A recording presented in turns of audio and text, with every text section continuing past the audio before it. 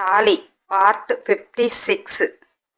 ఆదిత్య, నీకేమైనా పిచ్చా?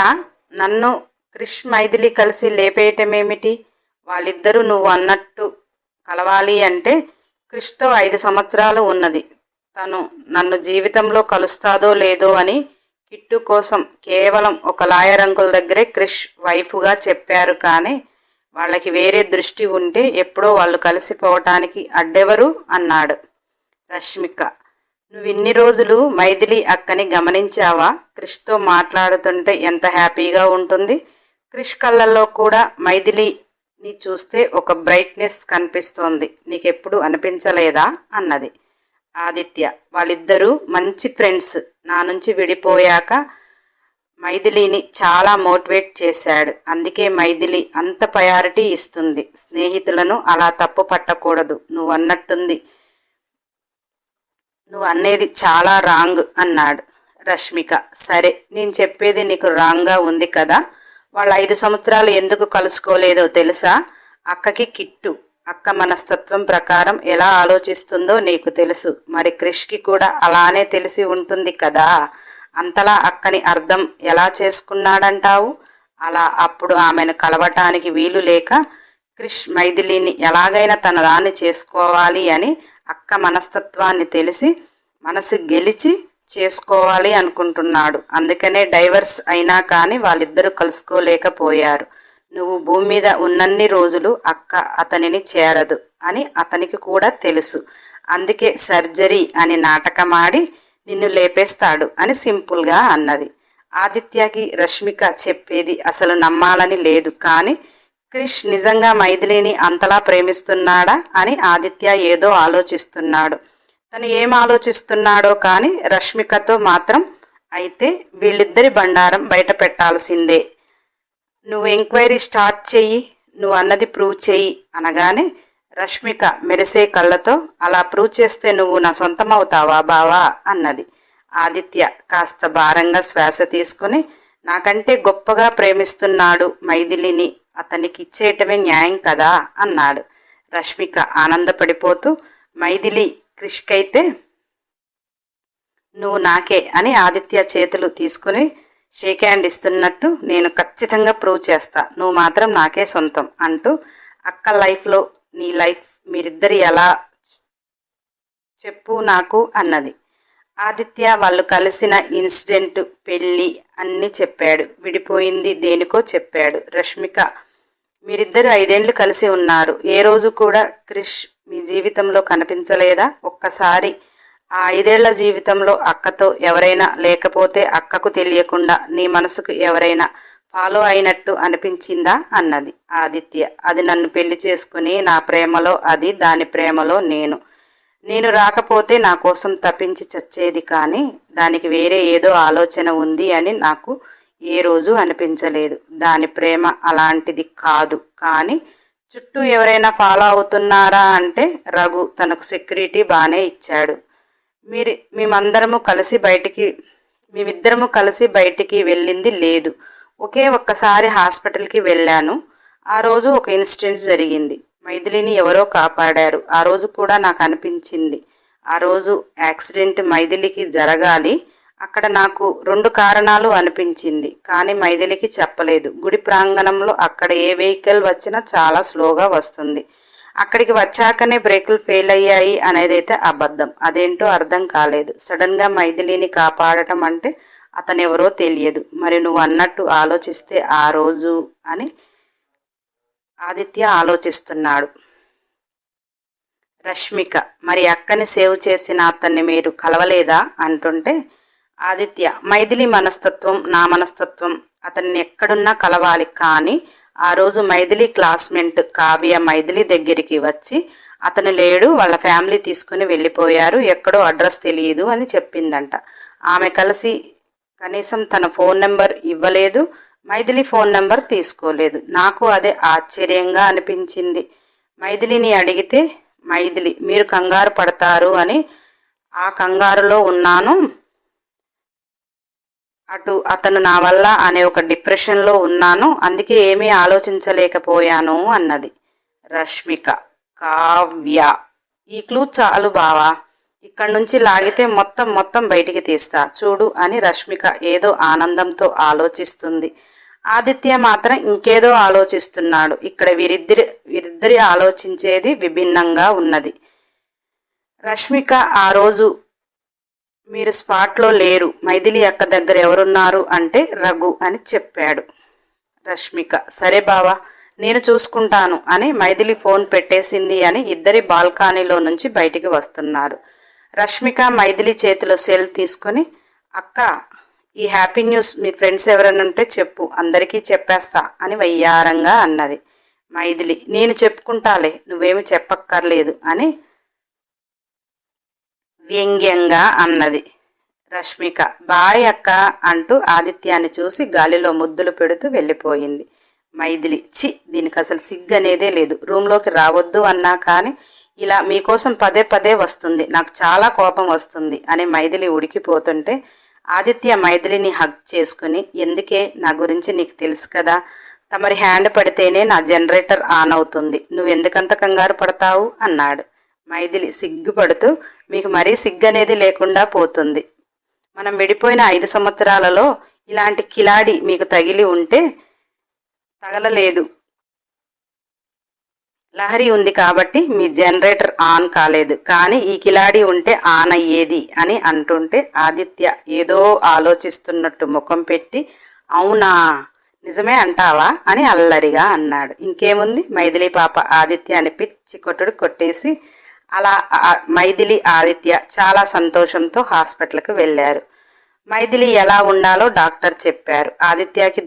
ఆదిత్యని దూరంగా ఉండమన్నారు. మైథిలి ఆదిత్య ముఖాలు మాడిపోయాయి. మైథిలి ఆలోచన ఈ టైంలో దూరంగా ఉంటే ఆ కిలాడిది ఆదిత్యాన్ని బుట్టలో వేసుకుంటుంది బాబోయ్ అనుకుంటుంది. ఆదిత్య మనసులో ఇది నన్ను ఇక క్షణం కూడా బయటికి పోనీయదు అని లోపల మురిసిపోతున్నాడు. రాక్షసి ఎంత సాధిస్తుందో ఇక నన్ను అనుకొని ఇంటికి వచ్చారు. ఆదిత్య మల్లిని పిలిచి మైథిలి డైట్ ప్లాన్ డాక్టర్ ఎలా చెప్పారో అలా చెప్తుంటే మళ్ళీ ఆదిత్య బాబు ఈ సిటీకి దగ్గర ఏదైనా అడవి ప్రాంతం ఉంటే నన్ను తీసుకెళ్ళండి, మైథిలికి ఒంటికి బలం బిడ్డకి బలం రావటానికి చాలా రకాల మూలికలు ఉన్నాయి, ఈ డాక్టర్లు ఇచ్చే మందు బిళ్ళల కంటే కూడా చాలా బాగా పనిచేస్తాయి, తల్లిని బిడ్డని క్షేమంగా అప్పజెప్పే బాధ్యత నాది, కానీ నన్ను మాత్రం అడవికి తీసుకుపోవాలి అని అంటుంటే ఆదిత్య నువ్వు తిరిగే ఫారెస్ట్ అంటే నీకు తెలిసిద్ది ఇక్కడ ఎలా ఉంటుందో ఏమో, నువ్వు వెళ్తాను అంటే ఒక 4 మనుషులను నీకు సెక్యూరిటీగా పెట్టి పంపిస్తాను అన్నాడు. రామ్ వద్దు బ్రో, దాన్ని తీసుకొని నేనొక్కడనే వెళతాను అంటుంటే ఆదిత్య నీకు చాలా వర్క్ ఉంది కదా బ్రో, ఫారెస్ట్లోకి వెళ్ళి తిరిగి మళ్ళీ కంపెనీ చూసుకోవటం అంటే కష్టమేగా అన్నాడు. రామ్ లేదు బ్రో, సండే రోజు పిల్లల్ని రఘు చూసుకుంటాడు, ఆ రోజు నేను వెళ్తాను, నాకు కూడా స్ట్రాంగ్గా ఉండటానికి ఏదో ఒక మందు ఇస్తుందిలే ఈ డాక్టర్ అమ్మ అని మల్లిని అంటుంటే మళ్ళీ నేనేమి చదువుకోలేదు, ప్రకృతి ఇచ్చిన మూలికలతో ఆ తాత దగ్గర వైద్యం నేర్చుకున్నాను అని మూతి తిప్పుతుంటే రామ్ ఏదేమైనా నీ వైద్యం నాకు ప్రాణం పోసింది, అక్కడి వరకు బాగానే ఉంది, కానీ మరి నువ్వే ప్రాణం అయ్యేలా ఎలా చేసిందబ్బా, ఏదో పెట్టి ఉంటావు నాకు అన్నాడు. రష్మిక అబ్బా రాంబావా అవి ఏమో తెలుసుకుని నాకు తెప్పించవా అన్నది.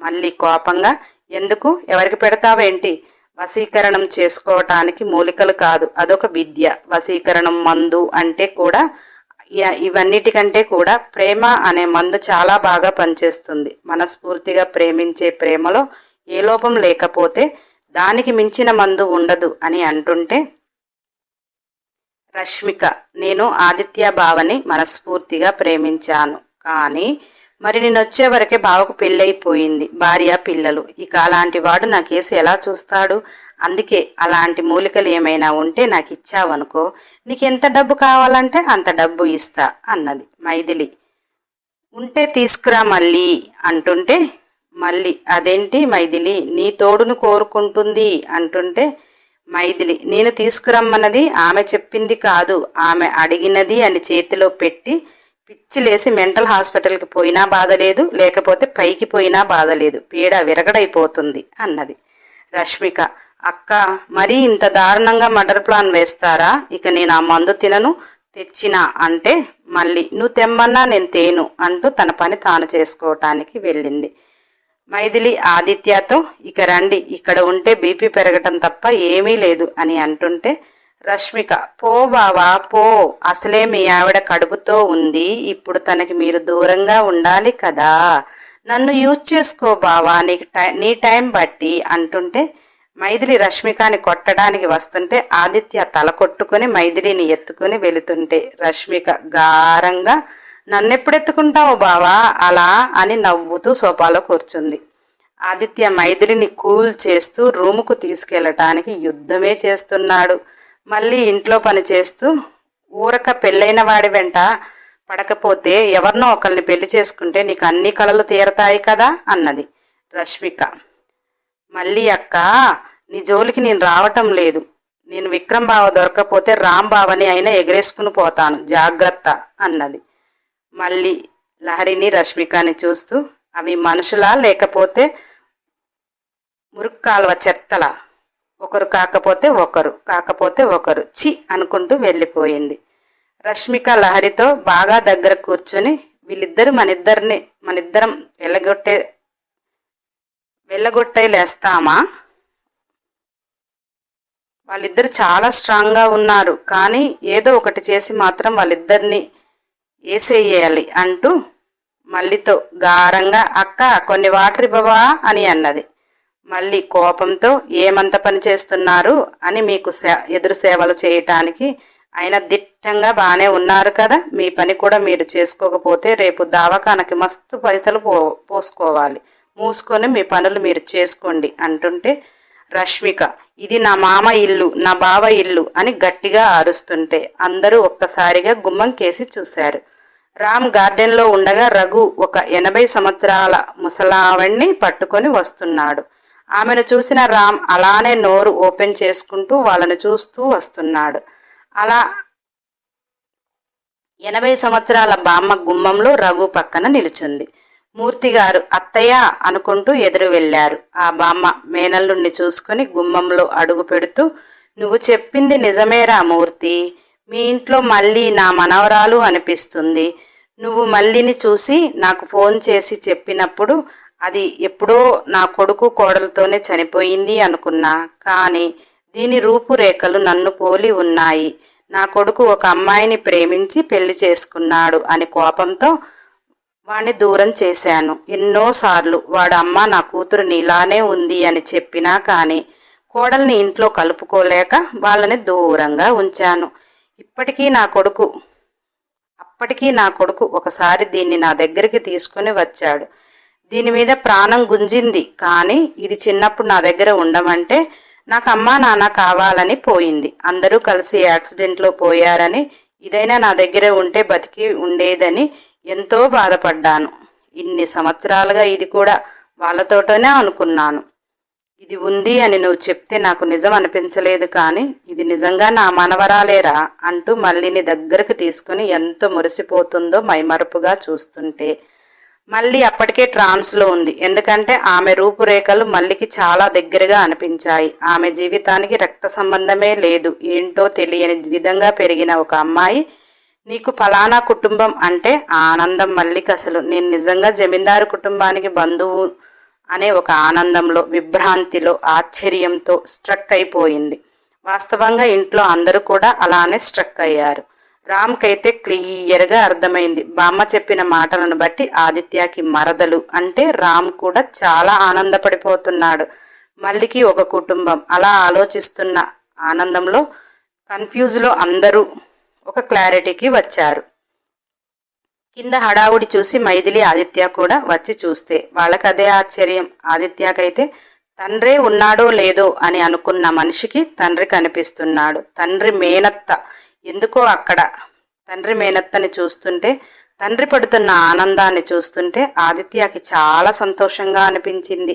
మళ్ళీ ఎవరో తెలియకపోయినా ఆమె మంచితనం ఈ ఇంటికి చేర్చింది. ఇప్పుడు బంధువుని చేసింది. కానీ శూర్పణ మల్లిని చూసిన మొదట్లో జమీందారి చెల్లెని చూసినట్టు అనిపించింది. కానీ మనిషిని పోలిన మనుషులు ఉంటారు. ఆవిడ ఎప్పుడైనా జమీందారు దగ్గరికి వచ్చినప్పుడు శూర్పణ ఎంత బాగా పిన్ని పిన్ని అన్నా కానీ తిట్టేది. అందుకే ఆ ఉక్రోషంతో ఇప్పుడు మళ్ళీ ఇంట్లో చేరుతున్నారు అందరూ అని కోపంతో, అది ఎక్కడో అడవిలో ఉన్నది, నీ మనవరాలు ఎలా అవుతుంది పిన్ని అన్నది బామ్మ.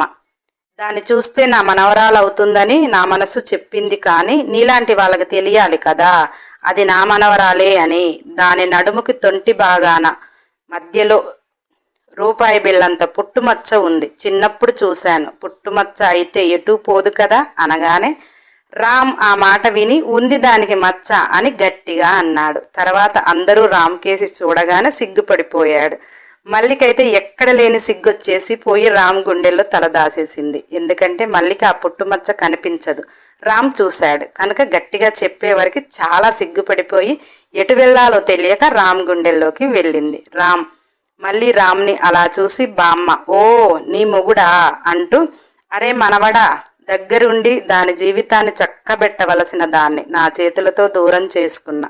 నా దగ్గర పెరిగి ఉంటే అది ఆదిత్యాన్ని చూస్తూ వాడికి పెళ్ళం అయ్యేది అంటూ బాధపడిపోతుంటే.